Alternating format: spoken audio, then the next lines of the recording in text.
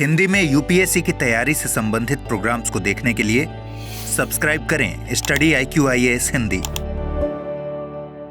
नमस्कार, study IQ IAS Hindi में आप सभी लोगों का बहुत बहुत स्वागत है। मेरा नाम है वीरत दुबे।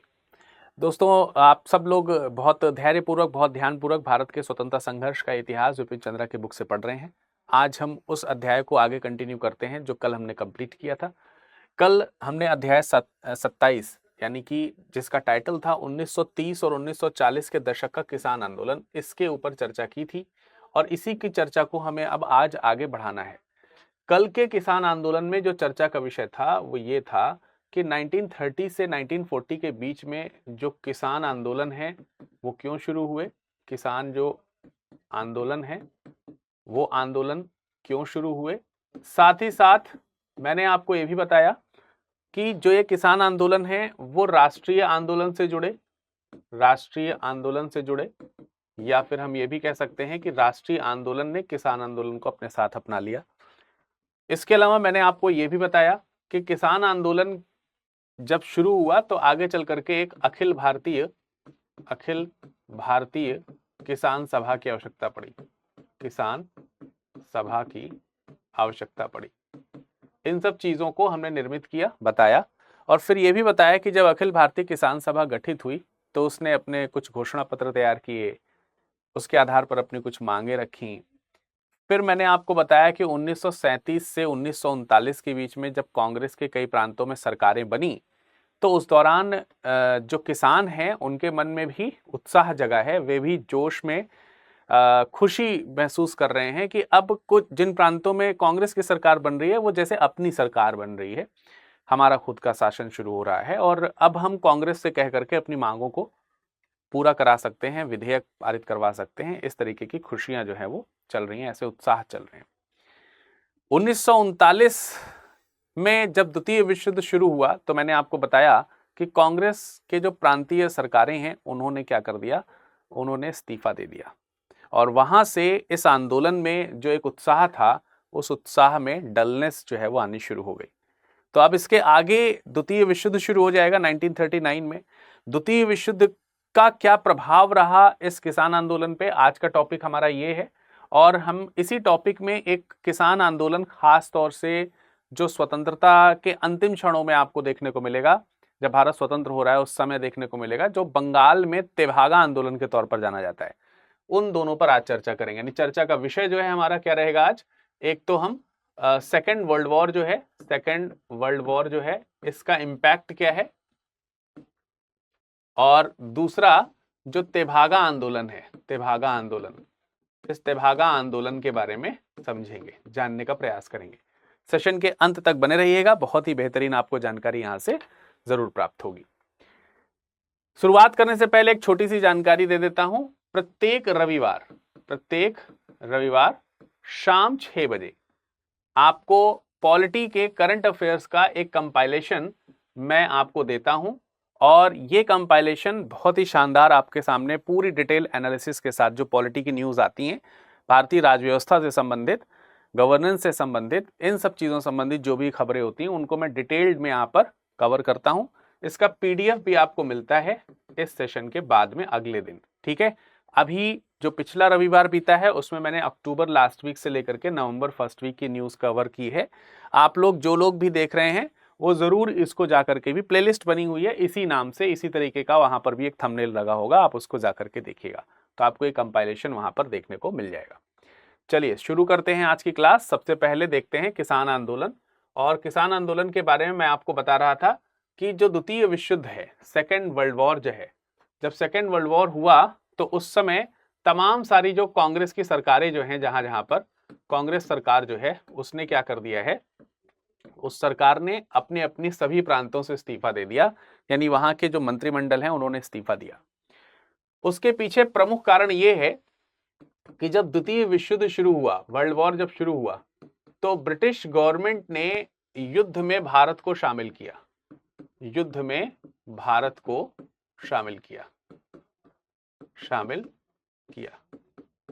अब देखिए, जब हम 1937 के चुनाव की बात करते हैं तो इस समय दो बड़ी पॉलिटिकल पार्टी सामने आई।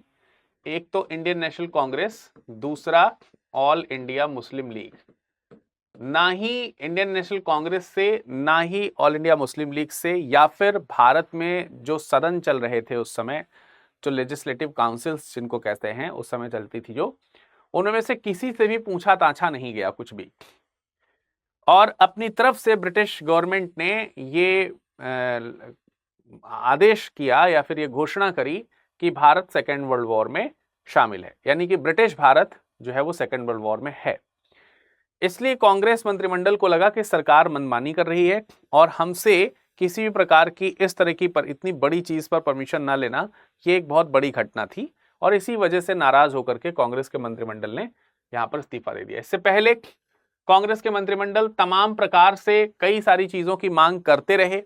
कुछ चीजों में वो अपनी मांग मनवाने में सफल रहे, लेकिन कई चीजों में वो अपनी मांग नहीं मनवा पाते थे, क्योंकि अल्टीमेटली जो सरकार थी वो ब्रिटिश सरकार ही थी। तो बहुत ज्यादा पावर्स कांग्रेस को ही नहीं प्रदान किए गए थे, बट इनिशियली जो अधिकार थे उसका उन्होंने उपयोग किया। इन सब चीजों के चलते मंत्रिमंडल ने इस्तीफा दे दिया है और इसी दौरान विश्व युद्ध यहां पर शुरू हो गया। पर एक एंगल और है विश्व युद्ध का, एक एंगल जो है वो आपको वामपंथी के तौर पर देखने को मिलेगा। वामपंथी और किसान नेता दोनों ही जो हैं वो उस समय युद्ध नहीं चाहते हैं। ठीक है, प्रारंभिक स्थिति इनकी दोनों की क्या है? प्रारंभिक स्थिति ये है कि जो वर्ल्ड वॉर है, विश्व युद्ध है, इसमें नहीं चाहते हैं कि वो युद्ध हो या युद्ध में वो इंक्लूड हो, युद्ध में शामिल नहीं होना चाहते, शामिल नहीं होना चाहते। लेकिन जब दिसंबर 1941 में हिटलर ने सोवियत संघ पर जब हमला कर दिया, आप साधारण भाषा में आज रशिया कह सकते हैं इसे, लेकिन तब सोवियत संघ ही है वो, और जब सोवियत संघ पर हमला कर दिया, हिटलर ने हमला कर दिया, जर्मनी ने हमला कर दिया सोवियत संघ पर, तो यहां पर जो वामपंथी नेतृत्व है वो युद्ध की क्या करने लगा? समर्थन वो करना शुरू कर देता है। पहले समर्थन नहीं हो रहा है, क्योंकि भारत में जो वामपंथ है उसका शुरुआत में इन्फ्लुएंस जहां से हो रहा है, वो इन्फ्लुएंस की शुरुआत ही रशिया की तरफ से हो रही है। और अब जब वो शामिल है तो भारत में जो कम्युनिस्ट पार्टी है, वो कम्युनिस्ट पार्टी भी अब युद्ध में शामिल होने की बात कर रही है। अब यहां पे दो तीन चीजें हैं जो आपको समझनी पड़ेंगी, मैं एक साथ आपको सारी चीजें समझा देता हूं। देखिए, भारत की जो कम्युनिस्ट पार्टी है, जो अभी तक यहां तक आपने देखा कि यहां तक वो युद्ध में शामिल नहीं है, लेकिन जैसे ही ये घटना घटित होती है, सोवियत युद्ध में शामिल होता है, सोवियत के शामिल होने का मतलब कम्युनिस्ट जो है वो सोवियत से ही शुरू हुए हैं, तो भारत में जो कम्युनिस्ट पार्टी है उन्होंने भी युद्ध का क्या किया? युद्ध का समर्थन किया, युद्ध का समर्थन किया। अब जब यहां पर युद्ध का समर्थन किया तो भारत में जो साम्यवादी हैं, कम्युनिस्ट जो हैं, साम्यवादी विचारधारा के जो लोग हैं, इनका और जो गैर साम्यवादी यानी अन्य जो लोग हैं जो साम्यवादी नहीं हैं, गैर साम्यवादी जो हैं, उनके बीच में तनातनी या मनमुटाव होना शुरू हो गया। यानी यहां पर दरार जो है वो पड़ गई। एक युद्ध में शामिल होना चाहता था, एक युद्ध के बिल्कुल अगेंस्ट था। भारत की तरफ से युद्ध में उसको शामिल नहीं होना चाहिए, एक ने कहा, और दूसरे ने कहा कि युद्ध में शामिल होना चाहिए। तो यहां पर भी गैप जो है वो आने शुरू होगा, और जब कभी भी गैप आएंगे वो हमेशा ब्रिटिशर्स को आनंदित करेंगे। तो अब यहां पर जरा तीन एंगल्स को देखेंगे हम लोग। एक तो सोशलिस्ट पार्टी जो है, समाजवादी जो पार्टी है, जो कांग्रेस की सोशलिस्ट पार्टी है वो, दूसरा है कम्युनिस्ट पार्टी, और तीसरा है भारत छोड़ो आंदोलन। इसी समय 1942 से पूर्व या 42 के समय में अगर आप देखें तो 1942 में भारत छोड़ो आंदोलन शुरू हुआ। जब भारत छोड़ो आंदोलन शुरू हुआ तो कांग्रेस की सोशलिस्ट पार्टी जो है वो एनीहाउ समर्थन की तरफ चली गई। उसने समर्थन दिया कि हम भारत छोड़ो आंदोलन करेंगे, और भारत छोड़ो आंदोलन के जो लोग हैं, इसके जो नेतृत्वकर्ता हैं, ये नेतृत्वकर्ता युद्ध के विरोधी हैं। युद्ध के क्या हैं? युद्ध के विरोधी हैं। और कम्युनिस्ट पार्टी जो है ये युद्ध का समर्थन कर रहे हैं। इसलिए भारत में जो भी युद्ध का विरोध करेगा वो कम्युनिस्ट पार्टी का भी, या कम्युनिस्ट पार्टी उसका विरोधी हो जाएगी। तो कम्युनिस्ट पार्टी ने भारत छोड़ो आंदोलन का भी विरोध किया। यहां पर इनको इनका भी विरोध करना पड़ा, या यूं कह सकते हैं उन्होंने इनका साथ नहीं दिया, भारत छोड़ो आंदोलन का साथ नहीं दिया। ऐसे फिर गंभीर आरोप लगाए गए कि ऐसे समय में भारत छोड़ो आंदोलन का साथ न देना कम्युनिस्ट पार्टी का इंडिया के अगेंस्ट काम करने जैसा व्यवहार हुआ। अब आपकी इस पे क्या राय है, आप जरा कमेंट सेक्शन में बताइएगा। फिलहाल ये चीजें यहां पर भारत में चल रही हैं। अब आप खुद सोचिए कि जब मैं इतनी सारी चीजें यहां पर आपको बता रहा हूं, क्या आपके दिमाग में किसान आंदोलन जैसी कोई चीज आई? नहीं आई होगी, क्योंकि आपका दिमाग अब विश्व युद्ध की तरफ चला गया होगा, समाजवादी जो कांग्रेस की पार्टी है उसकी तरफ चला गया होगा, कम्युनिस्ट पार्टी के गठन की तरफ चला गया, रशिया और जर्मनी की तरफ थोड़ा थोड़ा आप सोचने शुरू कर चुके होंगे। तो भारत के किसानों का भी यही हाल हुआ। भाई जब हम इतने बड़े बड़े मुद्दों में फंस गए, इतने बड़े बड़े मसलों में आ गए, तो डेफिनेटली हमको नहीं पता चल रहा है कि किसान आंदोलन किस दिशा में जाएगा। और तब जब किसान आंदोलन चल रहा था पहले, तो ये तो सब एक थे और एक सुर में एक नेतृत्व जो है वो प्रदान कर रहे थे। तब इनको भी किसानों की सहयोग की आवश्यकता थी, इन्हें भी किसानों के सहयोग की आवश्यकता थी, और कांग्रेस जो प्योर कांग्रेस है उसको भी किसानों के सहयोग की आवश्यकता थी। सबको किसानों के सहयोग की आवश्यकता थी, सब चल रहे थे और सब किसान भी चाहते थे कि सब यूनाइटेड फॉर्म में रहेंगे तो सब ठीक रहेगा। पर यहां सब बिखराव हमको दिखाई दे रहा है। फाइनली 1943 के आते आते तक जो किसान सभा है उसमें काफी हद तक जो है वो दरार पड़ गई, मनमुटाव बहुत ज्यादा तीव्र हो गए,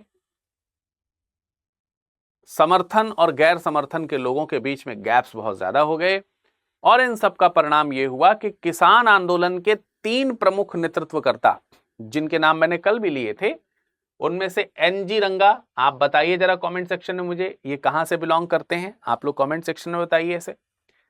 सहजानंद, स्वामी सहजानंद, ये कहां से बिलोंग करते थे, और इंदुलाल याज्ञनिक, ये कहां से बिलोंग करते थे। कल मैंने तीनों के बारे में बताया था आपको, तो जरूर जरा बताइए, कम से कम पहले दोनों जो लोगों के बारे में तो जरूर बताइए। इन 3 बड़े नेताओं ने क्या दे दिया, इस्तीफा दे दिया। किसान सभा जो है, ऑल इंडिया किसान सभा जो है, उसको उन्होंने छोड़ दिया, वो उनके हित का नहीं रहा, अब उन्होंने उसका त्याग कर दिया।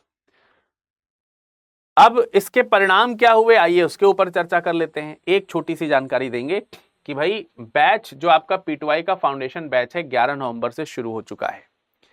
बहुत जल्द ये बैच खत्म होने वाला है। बहुत सारे स्टूडेंट जो हैं वो इसमें जुड़ रहे हैं 2026 को टारगेट करते हुए, इसलिए, और ये सबसे परफेक्ट समय होता है। बाद में ऐसा नहीं कि एडमिशन नहीं होगा, लेकिन इस बैच में जिसमें सुकून से आप तैयारी करेंगे बहुत अच्छे समय से, उसमें फिर सीट्स फिल हो जाएंगी, फुल हो जाएंगी। इससे पहले कि ये एडमिशन क्लोज हो, 15 नवंबर को एडमिशन की अंतिम तिथि इसीलिए रखी गई है। इससे पहले कि एडमिशन क्लोज हो, आप नीचे जो लिंक दिया हुआ है उस लिंक पर क्लिक करें, क्लिक करके अपने आप को तुरंत जो है इनरोल कराइए। बाय नाउ वाले ऑप्शन पे जाइए, बाय नाउ वाले ऑप्शन पे जाइए और वहां पर क्लिक करके अवेलेबल ऑफर्स वाले सेक्शन में जाकर के विरद लाइव कोड टाइप कीजिए और अप्लाई कीजिए। टाइप करने के बाद अप्लाई भी करना है, ठीक है। जैसे ही आप अप्लाई करेंगे, आपको ग्रेट लर्निंग फेस्टिवल्स जो हैं उनके तहत, जो कि 15 तारीख तक ही वैलिडेट हैं, इस एडमिशन, इस बैच के एडमिशन की लास्ट डेट तक ही वैलिड है, आपको आसानी से इसमें जो है एनरोलमेंट मिल जाएगा कम से कम शुल्क के साथ। इसमें आपको बुक्स भी मिलेंगी और क्लासेस भी मिलेंगी, और जितनी भी फैसिलिटीज आपको पढ़ने के लिए चाहिए वो सारी फैसिलिटीज इसमें मिल रही हैं। इन शॉर्ट मैं आपको यही बताना चाहता हूं। फास्ट ट्रैक बैच 2025 के लिए है, 2025 के लिए है, आप इसे इंक्लूड कर सकते हैं अगर 2025 में अभी भी आप एडमिशन लेना चाहते हैं। सेम ये सेल अभी भी चल रही है, हिंदी मीडियम का बैच आपको विरद लाइव कोड से 17,999 मिल जाएगा। लेकिन अगर आप बैच नहीं ले रहे हैं तो बुक्स परचेज कर सकते हैं। बुक्स में आपको बुक्स के साथ अदर जो हैं, अदर स्टडी मटेरियल जो हैं वो आपको मिल जाएंगे, और वो other study material selection box के अंदर सब इंक्लूडेड है। इस तरीके का एक बॉक्स आपके घर में आ जाएगा जिसमें 18 किताबों के सेट और दूसरी चीजें। अप्लाई द कोड विरद live to get the maximum discount.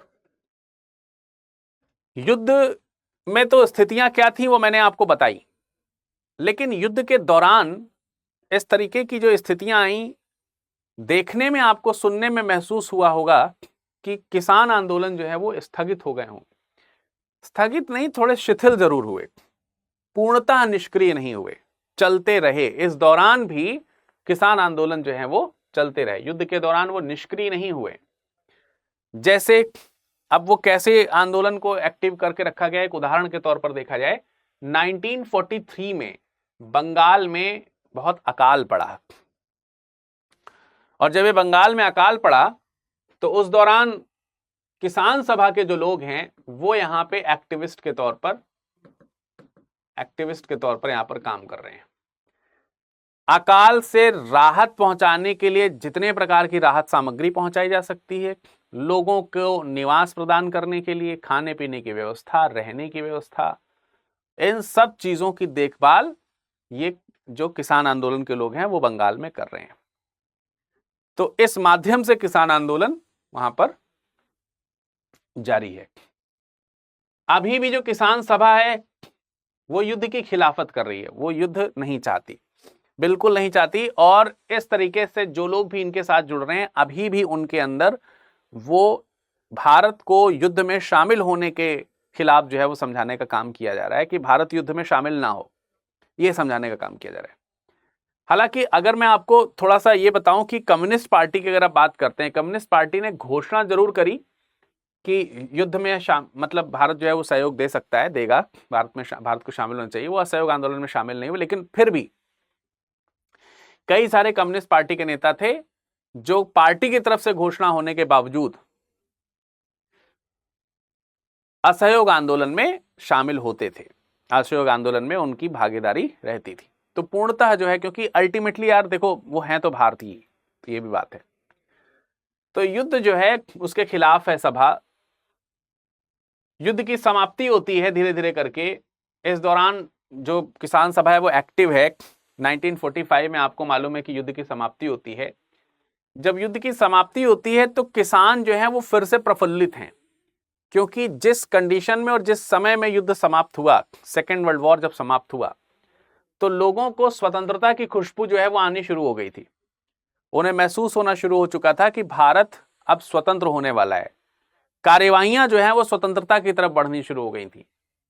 तमाम प्रकार के ऐसे काम होने शुरू हो चुके थे जो ये एहसास करा रहे थे, जैसे पावर ट्रांसफर की चर्चाएं होनी शुरू हो गई थी। सत्ता हस्तांतरण जो है वो करना है। तो अगर सत्ता हस्तांतरण करना है तो उसकी बातें जब लोगों को पता चल रही हैं, किसान अब अगर देखा जाए तो पॉलिटिकली बहुत एक्टिव हैं, वो संस्थानों से जुड़े हैं, किसान सभा जैसे संस्थानों से जुड़े हैं, तो उन्हें सब बातें पता चल रही हैं। उन्हें खुशी इस बात की हो रही है कि अब हमारी सरकार आएगी। उन्हें खुशी इस बात की हो रही है कि अब जो नई सरकार आएगी उससे एक नई सामाजिक व्यवस्था का गठन होगा, और ये नई सामाजिक व्यवस्था निस्संदेह किसानों का ख्याल रखेगी, क्योंकि कांग्रेस जैसी जो संस्थाएं हैं उन्होंने किसानों के भरपूर सहयोग की बात पहले ही कर रखी है। और इसलिए किसान सभा और किसानों को यह महसूस हुआ कि नई सरकार जो आए, जो नया नेतृत्व आए, वो नई व्यवस्था लेकर के आए, तो स्वाभाविक सी बात है कि जो 1939 के आसपास जो उनकी मांगे थीं, 1939 तक जो उनकी मांगे रही थीं, उन्हीं मांगों को लेकर के उन्होंने फिर से आंदोलन शुरू किए। अलग अलग जगहों पे अलग अलग डिमांड जो है वो शुरू हो गई। जैसे संघर्ष जब फिर से शुरू हुआ तो पंजाब और बिहार में भी आंदोलन एक तरीके से फिर से प्रवोक हुआ, और जो जमींदार हैं उनके खिलाफ एक्शन लिए जाने और जमींदारी प्रथा जो है उसको समाप्त किए जाने की बात उन्होंने करनी शुरू कर दी। ठीक है, पूरी तरीके से उनकी मांग क्या हुई कि जमींदारी का क्या किया जाए, उन्मूलन, यानी कि उसका समापन जो है वो किया जाए। इसी तरीके से आंध्र प्रदेश में आप देखेंगे, वहां पर किसान आंदोलन खेतीहर मजदूरों की मांग के तौर पर रहा। खेतीहर मजदूर अपनी आजीविका भर का भी कमाई नहीं कर पा रहे थे, और इसी को लेकर के वहां पे संगठन बना था कि हमें एटलीस्ट इतनी आजीविका तो चाहिए ही चाहिए। इसलिए यह कहा गया कि जो मजदूरी दर है उसे पुनः निर्धारित किया जाए, और पुनः निर्धारित करके इसे रिड्यूस किया जाए, कम किया जाए। और एक और वजह हुआ करती थी इनको उचित जो वेजेस है ना मिल पाने का, उसके पीछे एक कारण था कि इनके साथ घटतौली, तमाम प्रकार से कागजी फरेबी, ये सब चीजें की जाती थी। अब ये किसान बहुत ज्यादा पढ़े लिखे थे नहीं, बहुत ज्यादा इस तरीके से तेज तर्रार नहीं थे, तो उनको ये बहुत व्यापारी वर्ग जो है बहुत लूटते थे। ये उनकी दयनीय स्थिति का बहुत बड़ा कारण था। सब अपनी जेब भरने में लगे हुए थे। तो ये सब चीजें कही गई कि इसको, सब चीजों को क्या किया जाए, सुधारा जाए, कानून जो है इसके लिए सख्त रहे। आंध्र प्रदेश में इस तरीके से मांग चली है, आंदोलन चला है। त्रावणकोर में, दक्कन में त्रावणकोर वाला जो इलाका है, पुनापरा वालियार में किसान प्रशासन जो है, किसान प्रशासन, वो किसान और प्रशासन के बीच में, किसान और प्रशासन के बीच में क्या हो गया, हिंसक झड़प हुई। हिंसक झड़पें आपको देखने को मिली, हिंसक स्थितियां आपको यहां पर देखने को मिलती हैं, हिंसक झड़प। उसका रीजन क्या है कि इन्होंने जो मांग रखी उसको किसानों ने दबाया, जमींदारों और अन्य लोगों के कहने पर, और फिर जो है इसमें जो है छीना झपटी और मारपीट हुई, जिसमें बहुत सारे किसानों का रक्त बहा। इसी तरीके से तेलंगाना में भी जमींदारों के खिलाफ आंदोलन जो है वो शुरू किया गया, और इसी तरह से बंगाल में एक आंदोलन शुरू हुआ, जिसको कि हम लोगों ने क्या कहा, जिसको कि हम लोगों ने कहा तेभागा आंदोलन। तो ये एक तेभागा आंदोलन शुरू हुआ बंगाल में। अब ये ज्यादा इंपॉर्टेंट है, यूपीएससी का भी काफी मतलब फेवरेट टॉपिक रहता है, तो आप इसको थोड़ा सा ध्यान से समझें। तेलंगाना क्या है, माफ कीजिएगा, तेभागा क्या है। तेभागा का मतलब है 1/3, और जितने भी आफ्टर सेकेंड वर्ल्ड वॉर जो किसान मूवमेंट्स हुए, उनमें सबसे प्रसिद्ध किसान मूवमेंट में ये तेभागा आंदोलन माना जाता है। तेभागा का मतलब हो गया 1/3। बंगाल में एक प्रथा थी कि एक तो जमींदार है, जमींदार या जोतदार कह सकते हैं, जोतदार है जो किराए पर जुताई वगैरह करवा रहा है, तो जोतदार है, और दूसरे हैं बरगादार। दूसरे कौन है, बरगादार। बरगादार का यहां पर क्या मतलब है कि जो फसल को काटते हैं, जो किसान हैं, वो बटाईदार जिनको बोलते हैं, बरगादार को बटाईदार भी कहा जाता है, बटाईदार, बटाईदार, तो बटाईदार या बरगादार। तो बेसिकली अब तेभागा आंदोलन जो है ना, वो इन्हीं के आपस के जो संघर्ष है वही है, जमींदार वर्सेस बरगादार है, ऐसा समझ लीजिए। अब यहां पे क्या होता है कि जो बरगादार है, जो बटाईदार है, वो पूरी फसल जो है उसको तैयार करके, काट करके, पहले इनके यहां ऐसा ही होता था कि सब चीजें करके अंततः वह जोतदार के यहां ले जा करके रखेगा। जोतदार का जो खलिहान है, खेत के पीछे का हिस्सा जहां पे चीजें इकट्ठी करके रखी जाती हैं, घर के पीछे का हिस्सा, खलिहान जो है वहां पे रखेगा, और एक निश्चित तिथि पर, निश्चित समय पर उसकी नाप तौल होगी, और उसमें से आधा आधा हिस्सा बांट दिया जाएगा। आधा जोतदार के पास रहेगा और आधा जो है वो बटाईदार के पास रहेगा। ये परंपरा वर्षों से चली आ रही थी, जिसका यहां पर विरोध किया गया था। और इस विरोध में बंगाल की जो प्रांतीय किसान सभा है, बंगाल की प्रांतीय किसान सभा से कौन था आपको मालूम है ना, बंगाल, कल बताया था मैंने। तो बंगाल की जो प्रांतीय किसान सभा है, उसका योगदान इस तेभागा आंदोलन के नेतृत्व में इस समय रहा, क्षेत्रीय तौर पर। 1946 में एक्चुअली अगर देखा जाए, 1946 में इसको लेकर के ये मांग बहुत ज्यादा तेज हो गई, ये तेभागा आंदोलन को लेकर के। और इनकी मांग ये हुई कि हम जोतदारों को, यानी कि भूमि के जो स्वामी हैं, उनको उपज का आधा हिस्सा नहीं देंगे, 1/3 हिस्सा देंगे। कितना देंगे, 1/3 हिस्सा देंगे। बस ये एक डिमांड हुई।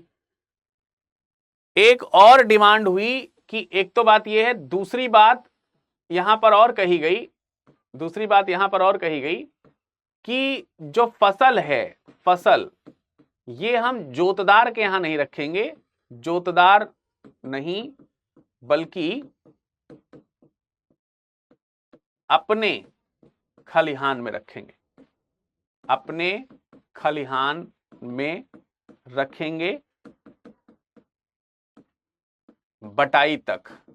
जब तक बटाई नहीं हो जाती तब तक बटाई तक हम अपने यहां ही रखेंगे। और हमारे यहां से ये बटाई 2/3 और 1/3 के हिस्से में करके, 1/3 के हिस्से में करके जो जोतदार का बनता है वो हमारे यहां से वो लेकर के जाए, हम नहीं उसके यहां से लेकर के आएंगे। ये खर्चा और ये मेहनत हम नहीं करेंगे, उसको ले जाना है वो ये लेकर के। अब जो ये मांग चल रही थी, एक्चुअली इस मांग के पीछे एक बड़ी वजह है बंगाल के भू राजस्व आयोग की। बंगाल का भू राजस्व आयोग या फ्लाउड कमीशन, या फ्लाउड कमीशन। बंगाल में फ्लाउड कमीशन 1938 में, 1938 में ये कमीशन था। और इस कमीशन में ये कहा गया, वैसे तमाम सारी चीजों की उस कमीशन ने जांच दी थी और उसके करी थी, उसके बाद निष्कर्ष दिया था सरकार को। लेकिन उसी निष्कर्ष में उसी फ्लाउड कमीशन ने एक निष्कर्ष ये निकाला और एक सलाह दी कि वास्तविक रूप में जो बटाईदार हैं, उन बटाईदारों को चाहिए कि वो 50-50 बंटवारा ना करें, बल्कि 1/3 हिस्सा जो है ये जोतदार को दें। ये जोतदार को 1/3 हिस्सा दें और ये फसल जो है अपने यहां रखें, फसल अपने यहां रखें बटाई तक। ये जो चीज है मांग, वो यहां से शुरू हुई थी। तो इनकी इस मांग का जो आधार है, वो आधार कहीं ना कहीं उनका जो फ्लाउड कमीशन है उसका आपको देखने को मिलता है। उसके आधार पर उन्होंने मांग भी करी है। And at the same time जब ये तेभागा आंदोलन चल रहा है तो कुछ आदिवासियों की भी मांग है। जैसे उनकी मांग है कि उनसे लगान के तौर पर फसल ना ली जाए बल्कि नगद लिया जाए। तो उन्होंने भी अपनी इस मांग को इस आंदोलन में इंक्लूड किया है। और इस चीज से किसी भी तरीके से जोतदार जो हैं वो सहमत नहीं है। इनमें से किसी भी मांग को लेकर के जोतदार सहमत नहीं है, और बिल्कुल सहमत नहीं है। और वो सहमत नहीं है और किसी भी तरीके से बरगादार जो है वो झुकने को तैयार नहीं है। अब बहुत झुक गए, अब हम जोतदारों के सामने नहीं झुकेंगे। अच्छा, एक तो फ्लाउड कमीशन जो है वो मोटिवेटेड है उनसे। दूसरा एक और मोटिवेशन का रीजन है इन बरगादारों का, वो ये है कि इसी दौरान फिर आगे चल करके 22 जनवरी 1947 को जो मुस्लिम लीग है, क्योंकि यहां पर सरकार है मुस्लिम लीग की, तो जो मुस्लिम लीग है उस मुस्लिम लीग ने बंगाल बरगादार अस्थाई नियमन विधेयक नाम से एक विधेयक बंगाल की लेजिस्लेटिव काउंसिल में प्रस्तावित किया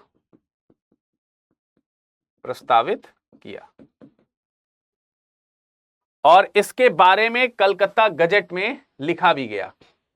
तो कलकत्ता गजट में बंगाल बरगादार अस्थाई नियमन विधेयक, जो कि मुस्लिम लीग की तरफ से, मुस्लिम लीग का जो मंत्रिमंडल है, मुस्लिम लीग जो मंत्रिमंडल है, उस मंत्रिमंडल ने इसे जो है प्रस्तावित किया और ये एक प्रकार से कानूनी सहयोग के तौर पर दिखाई देना शुरू हुआ। तो जो बरगादार हैं उन्हें ये चीज अच्छी तरीके से एहसास हो रही है कि मैं जो मांग कर रहा हूं या हम जो मांग कर रहे हैं, ये मांग उचित है, अनुचित नहीं है, गैर कानूनी नहीं है। तो ये मांग जो है वो गैर कानूनी नहीं है। ये जब किसानों को एहसास हुआ तो जो पहले इसमें आंदोलन में शामिल किसान थे वो तो उनको तो उल्लास हुआ। अन्य किसान जो इसमें अभी तक शामिल नहीं थे वो बड़ी मात्रा में तेभागा आंदोलन से जुड़ना शुरू कर देते हैं और सरकार से लगातार इस चीज की मांग रखी जानी शुरू कर दी जाती है। और इनफैक्ट अब उन्होंने, जब तक सरकार ये मांग पूरी भी नहीं कर रही तब तक भी उन्होंने ये कार्यक्रम करने शुरू कर दिए। किसानों ने ये कार्यक्रम जो है वो करने शुरू कर दिए। मतलब जमींदारों के खलिहानों में जो रखा अनाज है उसे भी वो ला करके अपने खलिहानों में रखना शुरू कर देते हैं, क्योंकि मांग उनकी वही है। जमींदार जो है वो रसूखदार हैं, उनके पास पावर है, पैसा है, तो उन्होंने दबाव डलवा करके सरकारों से पुलिस पुलिसिया कार्रवाई उन्होंने करवाई और इस तरीके के कार्य को चोरी मानते हुए पुलिस ने भी जो है क्या किया, अपना दमनात्मक जो कार्य है, दमनात्मक जो कार्यवाही है, वो दमनात्मक कार्यवाही शुरू कर दी। जबरदस्त तरीके से दमनात्मक कार्यवाही शुरू हुई। उसका एक परिणाम हुआ कि खानपुर में 20 किसान जो हैं वो मारे गए, मतलब पुलिस के डंडे से मारे गए 20 किसान, उनको मार डाला गया। ऐसे कई जगहों पर हुआ, बहुत जगहों पर हुआ। और अब जो आशाएं थी कि मुस्लिम लीग वो जो अब विधेयक को पारित करेगी, उसका भी समय गुजरने के साथ साथ उस विधेयक से कोई इंटरेस्ट नहीं रहा, उस पर उसका कोई इंटरेस्ट नहीं रहा, उसका इंटरेस्ट खत्म हो गया। उसने उस समय पारित किया मुस्लिम लीग ने, लेकिन उसके ऊपर आगे कोई कार्यवाही नहीं करी। तो जो आशा थी वो भी बेआशा में बदलनी शुरू हो गई। लेकिन फिर 1950 में कांग्रेस का जो मंत्रिमंडल बना, उस कांग्रेस के मंत्रिमंडल ने, जो यहां पर आप देख सकते हैं कि यहां पर जो है मैंने आपको थोड़ी देर पहले दिखाया था, ये बंगाल बर्गादार विधेयक जो है, तो कांग्रेस ने जो है, कांग्रेस ने बंगाल बर्गादार विधेयक जो है वो प्रस्तावित किया, इसे पारित भी किया गया। और इसमें जो अधिकतर मांगे थी, अधिकतर मांगे जो हैं वो मान ली गई। तो कांग्रेस के द्वारा जो है इस मांग को मांग लिया गया। तो अंततः जो है ये किसान आंदोलन सफल रहा। इस पूरे किसान आंदोलन में अगर हम क्षेत्रीय तौर पर देखना चाहें तो मैं ये जो मांगे पूरी हो गई हैं इसके बारे में थोड़ा सा मिटा करके एक मैप आपको दिखाना चाहता हूं। ये मांगे तो पूरी हो गई, मतलब इनमें से कई सारी मांगे मान ली गई, कई मांगे मान ली गई। और इस संपूर्ण किसान आंदोलन में जो भागीदारी है, आइए उसको एक मैप के माध्यम से समझते हैं। ये आप देख सकते हैं कि मैप है। अब इस मैप में कुछ चीजें ओवरलैप्ड होंगी, ये मैप आपको पीडीएफ में मिल जाएगा तो आप इसमें देख लीजिएगा। जैसे इसमें जो शामिल जो जगहें हैं, जिन बंगाल, ये जो संयुक्त बंगाल है, मतलब पश्चिम बंगाल और पूर्वी बंगाल सब मिला करके जो है बांग्लादेश वाला हिस्सा भी आपको दिख रहा है। तो तत्कालीन समय का मैप भले ही नहीं है, ये 1947 के आसपास का मैप है, ठीक है, तो लेकिन फिर भी आप देख सकते हैं इसको। अब इसमें जगह देखनी है हमें, कौन कौन सी जगहें शामिल हैं। तो एक तो जगह शामिल है जिसका नाम है दिनाजपुर, एक जगह जिसका नाम क्या है, दिनाजपुर। ये जगह आपको दिनाजपुर दिख रही है। दिनाजपुर के अलावा यहां पे आपको रंगपुर दिखाई देगा, ये रंगपुर है। यहां पर जलपाईगुड़ी है,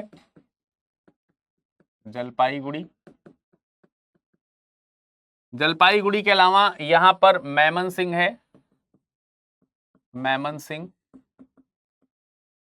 यहां से आंदोलन रहा। मिदनापुर, ठीक है, दिनाजपुर ऊपर हो चुका है। 24 परगना, इसके अलावा खुलना या कुलना भी कहीं कहीं लिखा रहता है, कुलना या खुलना एक ही जगह है। ये तमाम सारी जगहें हैं जो इस आंदोलन में तीव्र मांग लेकर के हाजिर हुए थे। अब ये जो आंदोलन चला, इसमें भी अगर हम लोगों के हिसाब से देखेंगे कौन कौन लोग शामिल हुए, तो शुरू में जो राजवंशी क्षत्रिय किसान हैं वो इसमें शामिल थे, लेकिन फिर धीरे धीरे करके कई सारे लोग, कई सारे किसान वर्ग और अन्य जनजातियां जो हैं वो इसमें शामिल हुई। जैसे इसमें मुसलमान भी शामिल हुए, हाजोंग जाति जो है ये आपकी असम में देखने को मिलेगी, वो शामिल हुए, संथाल शामिल हुए, उरांव जनजाति जो आपको छत्तीसगढ़ इत्यादि में देखने को मिल जाएगी, वो सब लोग इसमें शामिल हुए। और ये हैं कुछ प्रमुख नेता जो इसमें लगातार अपनी ताकत झोंकते रहे। अवनी लाहिरी, सुनील सेन, भवानी सेन, मोनी सिंह, अनंत सिंह, अजीत राय, समर गांगुली और बहुत सारे अन्य लोग। तो कुल मिलाकर के ये आंदोलन जो है वो सफल रहा। किसान आंदोलन का ये वाला हिस्सा जो है वो निस्संदेह सफल रहा।